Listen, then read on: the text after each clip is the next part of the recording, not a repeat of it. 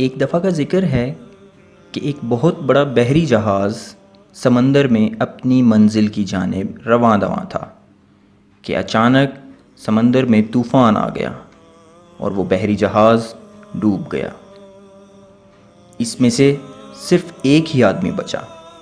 وہ کنارے پر تیر کر پہنچ تو گیا مگر بیچارہ کافی دن بھوکا پیاسا ساحل پر پڑا رہا۔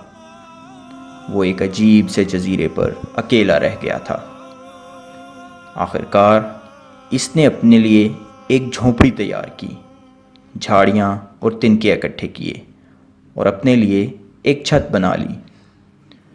کافی دن اسی طرح اس جزیرے پر صبر کرتا رہا اور روزانہ تھوڑے بہت پھل وغیرہ کھا کر گزارا چلاتا رہا۔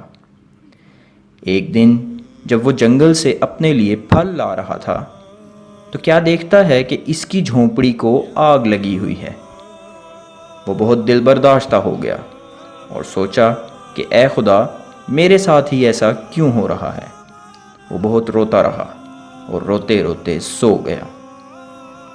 جب اس کی آنکھ کھلی تو کیا دیکھتا ہے کہ ساحل پر ایک بہت بڑا بحری جہاز کھڑا ہوا ہے۔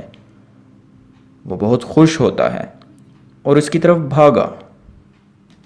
بحری جہاز میں سوار ہو کر اس نے ان لوگوں سے پوچھا کہ انہوں نے ادھر کا رخ کیسے کر لیا؟ تو وہ اس کو بتاتے ہیں کہ انہوں نے جزیرے سے دھواں اٹھتے ہوئے دیکھا تھا اور وہ سمجھ گئے کہ کسی کو ان کی مدد کی ضرورت ہے۔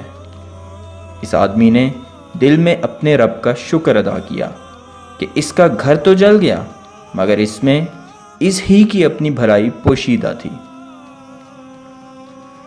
خواتین و حضرات، جو کچھ بھی آپ کے ساتھ ہوتا ہے اس پر کبھی بھی پریشان مت ہوں۔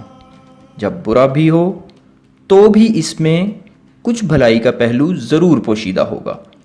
بس اپنا یقین پختہ رکھیں، یہ بہت ضروری ہے۔